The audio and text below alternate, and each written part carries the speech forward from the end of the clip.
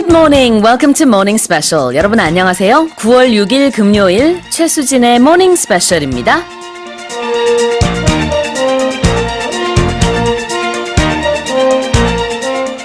There's a reason why harmony rhymes with symphony. Well, the combination of diverse sounds and voices to result in a completely new musical masterpiece, fusing emotions from each and every element. And to add to that incredible process, two nations have come together to bring a unique, harmonious concert.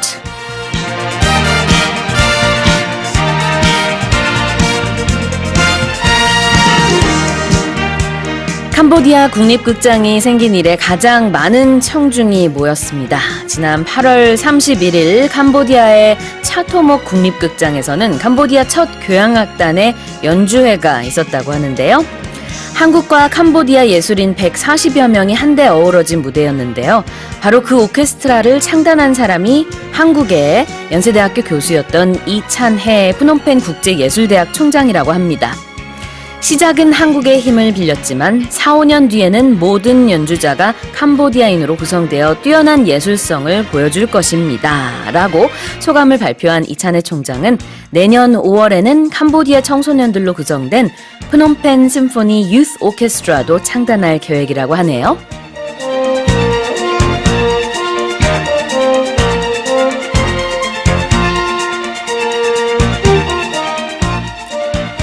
It's a chance to witness how music truly comes together beyond cultures, languages, and boundaries. And with that in mind, let me give you today's quiz question.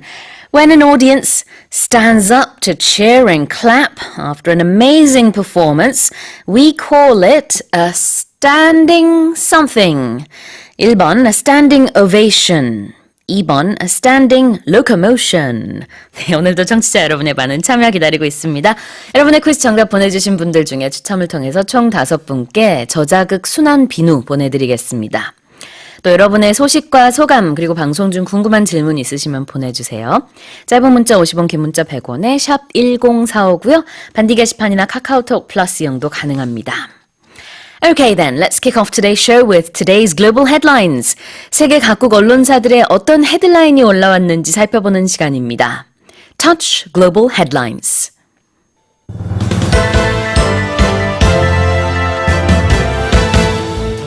South Korea has called for international cooperation on Japan's Fukushima water discharge plan.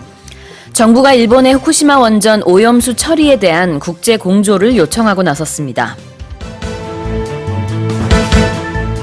Protesters in Hong Kong have refused to accept Carrie Lam's offer to scrap a contentious extradition bill.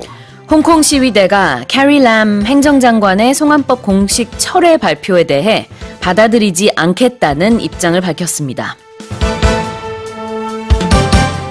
Some 300 unaccompanied minors in a migrant camp in Greece have staged a protest demanding to be transferred from the overcrowded place.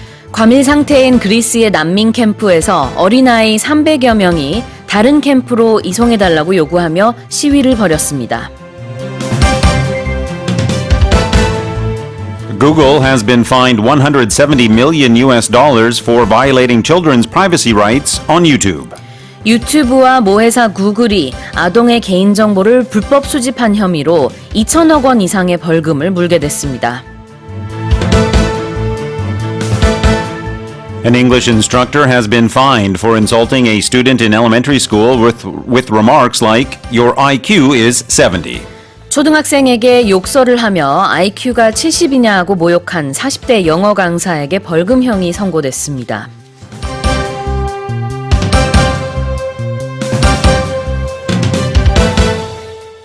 Well, for the headlines and more, I'm joined by Walter this morning, as always. Good morning, 선생님. Good morning to you and a very good Friday morning to all of our listeners and any viewers out there on our various platforms. Hope you're having a great Friday. And if you're not having a great Friday yet, I hope it gets better. Absolutely. TGIF, everyone. Well, today's opening was about this musical collaboration, you might call it, or cooperation between the two countries.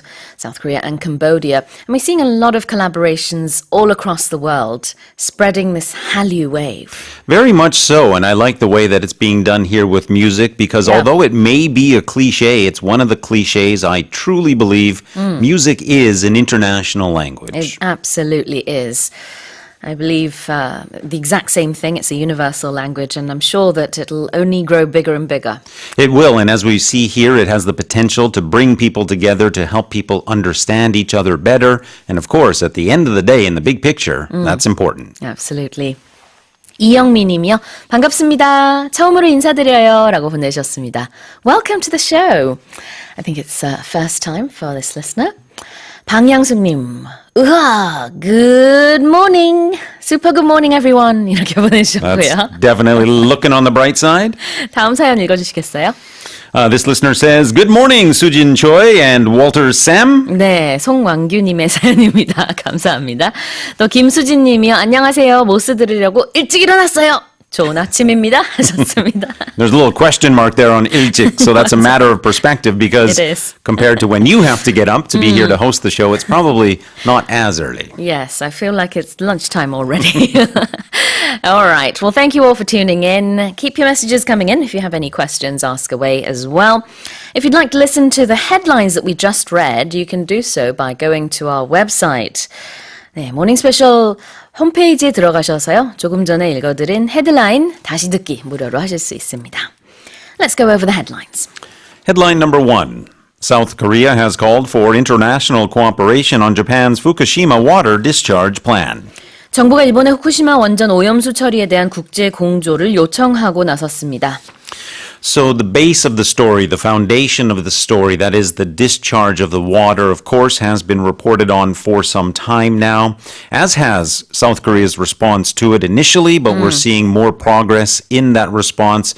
We're seeing perhaps a more coordinated effort by South Korean officials to bring the international community to weigh in on the matter. Most recently, in a press conference held here in Seoul, of course, Chae Won-ho, the head of the Ministry of Science and ICT's Big Science Policy Division, had said that releasing this tainted water from the nuclear plant poses a grave threat to the global environment and the health of people everywhere. So the important thing here is South Korea is not just focusing on South Korea. It is truly worried about the global potential damage. Right. And later on this month, there's going to be a meeting between the members of the IAEA, and I understand that South Korea will request support from the international community there. Yes, indeed, that is the case. They will make that request for further international support, and they also plan to send an entire delegation, which would be led by First Vice Science Minister Moon Mi-ok, to that general conference, which will take place in Vienna from September 16th to 20th. And the First Vice Science Minister will also deliver a keynote speech at that event. Right. The IAEA is also known as the UN nuclear watchdog, and of course, it will hopefully do that. It doesn't have the rights to enforce anything legally on another country, in this case Japan, but it can make very strong recommendations to dissuade Japan from doing what it says it will do. That certainly is the case. Although not legally binding, they are, of course, one of the head agencies related to international atomic matters, the IAEA, as we've said, or in full, the International Atomic Energy Agency. 네, 국제원자력기구 IAEA가요. 16일 유럽에서 총회를 엽니다. 거기서 이제 우리 정부가 국제 어떤 공조, 국제 협력을 요구하는 그런 얘기를 할 것으로 그렇게 지금 우리가 예상을 할 수 있을 것 같고요. 어제 우리 정부에서 그렇게 할 것이다 라는 발표를 했습니다. 일본에서 지금 어떤 발표가 나왔냐면은 원전 오염수 처리 방안으로 해양 방류를 하겠다 이렇게 얘기를 했거든요. Of course, this would directly impact us being so close from Japan, but it would also impact a lot of other countries in the Pacific. Well, indeed, that is the case, and really that is Korea's focus, hence their decision to ask for international cooperation in dissuading Japan from doing this. There have also been several reports from Greenpeace and other environmental agencies attesting to that same fact, that this would have an impact on the environment. Of course, for its part, the Japanese side has downplayed those impacts and shown their own studies that said the amount would not have an impact on health or safety.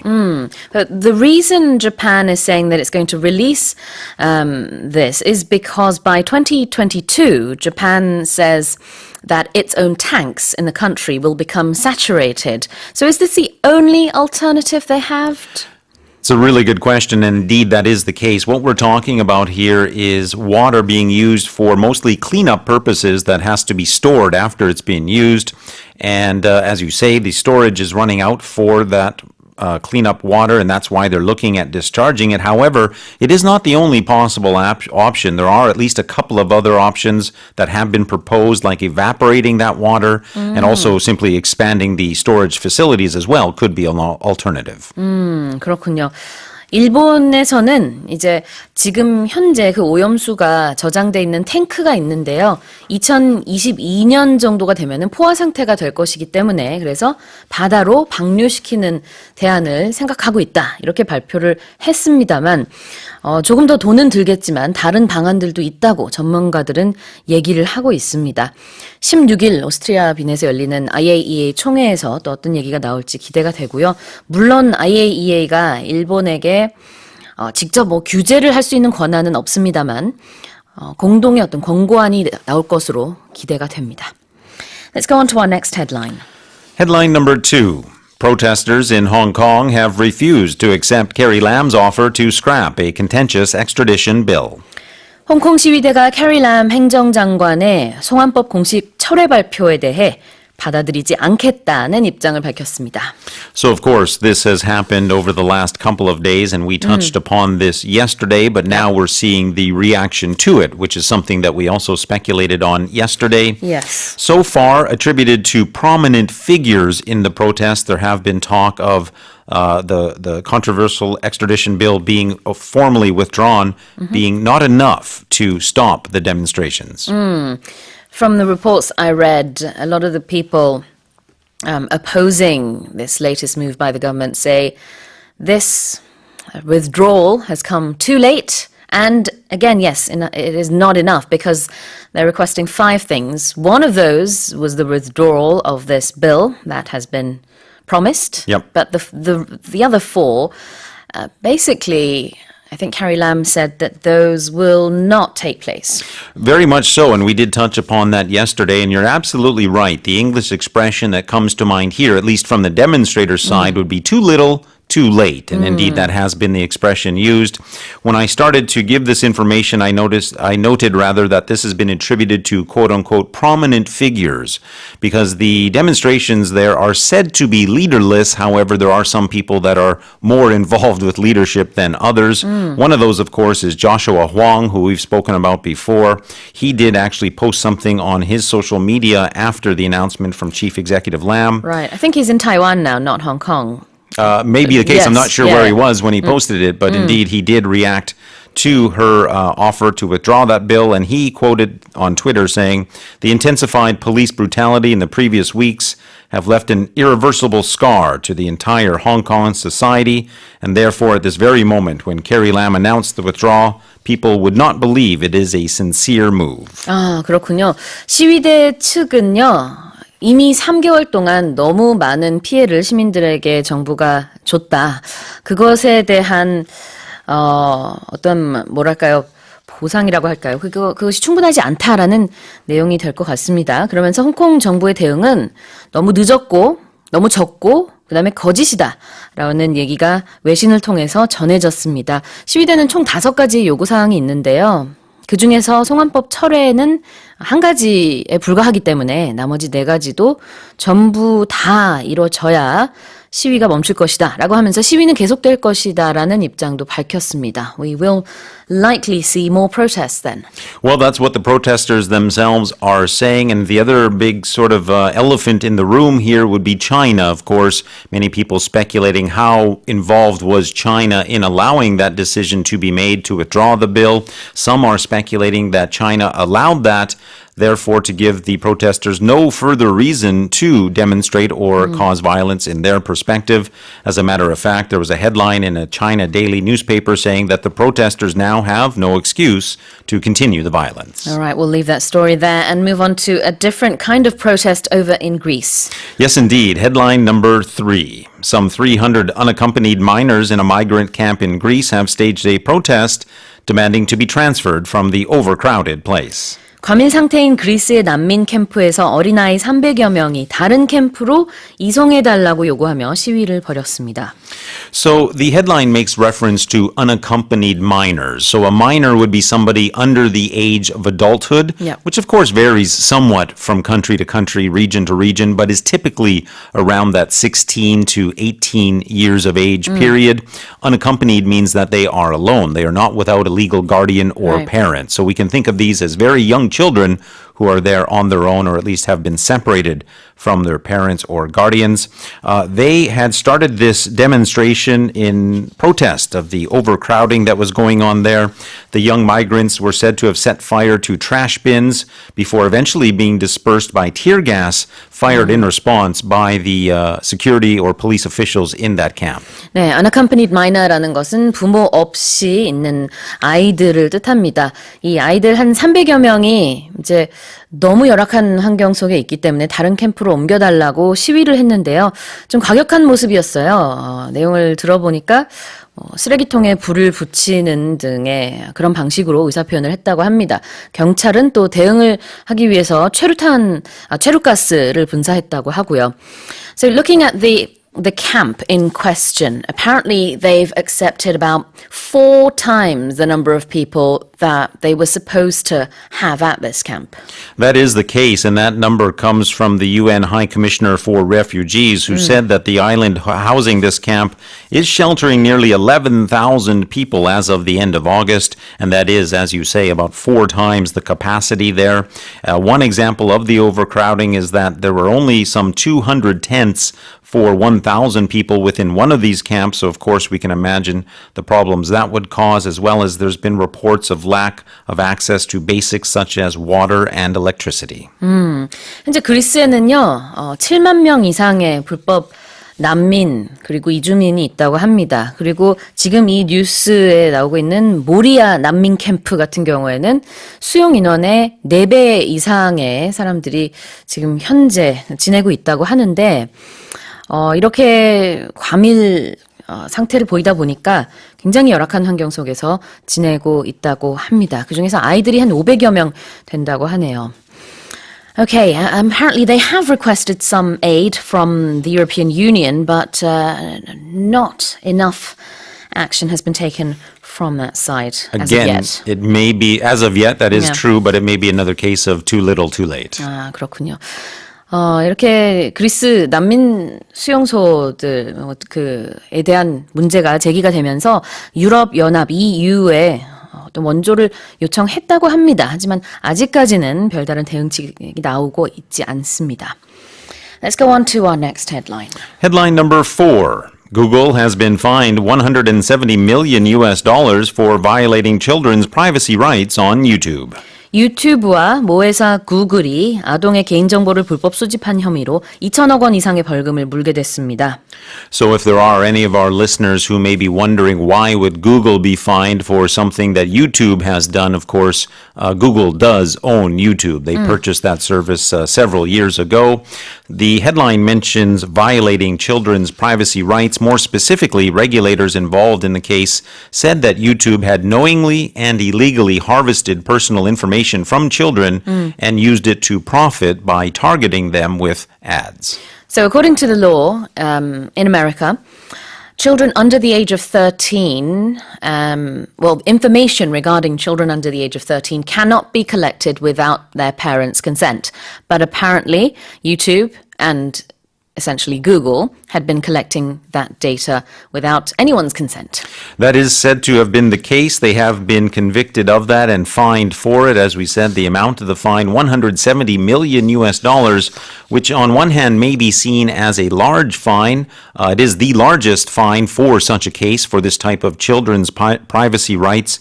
The previous largest fine was a mere $5.7 million. That was against a social video sharing app known as TikTok. That was also earlier this year. However, critics are saying that the fine, as large as it may be considered to some, is paltry, basically a slap on the wrist given the amount of money that Google made both off the ads, focusing on children, as well as just the amount of money Google makes in general. 그렇군요. 그러니까 지금 이 2천억 원 정도라고 하는 벌금이 이 혐의에 대해서는 역대 가장 큰 액수의 벌금이라고 합니다. 하지만 구글과 유튜브의 수익을 생각했을 때는 굉장히 미약하다라는 비판의 목소리가 나오고 있어요. 그러니까 미국에서는 이제 온라인 사생활 보호법이라는 게 있는데 아동 온라인 사생활 보호법입니다. 거기에 따르면은 13세 미만의 어린아이들에 대한 정보를 부모의 승낙 없이 수집할 수 없습니다. 그렇지만 이제 유튜브에서는 그 유명한 뭐 인형을 파는 장난감을 파는 회사들과의 어떤 뭐 수익을 내기 위해서 아이들에 대한 정보를 수집하고 그것을 활용해서 또 더 많은 제품을 팔 수 있도록 하는 그런 일종의 뭐라 그럴까요? 거래라고 할까요? 그런 일들이 좀 뒤에서 이루어진 것으로 그렇게 드러난 것 같아요. FTC라고 하는 미국의 연방거래위원회는 한 1년 정도 이렇게 조사를 한 결과 어제 그렇게 발표를 했습니다. This has been an ongoing investigation for about a year, and as we said, the results of that, tentative results, came out yesterday. Indeed, it has been ongoing, as well as several other cases for Google have been ongoing as well, so we may have something else to report on in the future when those cases are decided. All right. Let's go on to our final headline. Headline number 5. An English instructor has been fined for insulting a student in elementary school with remarks like, "Your IQ is 70." 초등학생에게 욕설을 하며 IQ가 70이냐고 모욕한 40대 영어 강사에게 벌금형이 선고됐습니다. The student in question here was said to be a 10-year-old elementary school student who was insulted by an English teacher back in February of this year is when this was said to have taken place. However, I think it's only more recently that the fines have been levied. In addition to remarks such as "your IQ is 70", the teacher was also said to say quite abusively to the student to shut up and other effects of that. I think that's in translation from the Korean, so it may carry slightly different nuances across the languages. And I think it's quite important that we clarify that it's not just "your IQ is 70". That's not the only thing that was said. In fact, this is one of the milder things that was said that we can say on air. Sure. The other stuff that I read, obviously it's in Korean, I won't read them, but they are very abusive, and they made me feel terrible just reading them. But this teacher, we don't know anything much about this teacher's name or gender even. We just know that this was a 46-year-old teacher teaching English at a private sort of 영어 공부방에서 영어 공부방에서 가르치는 영어 강사였다고 합니다. So sort of a private, not institute, tutoring study facility. Study facility. There you go.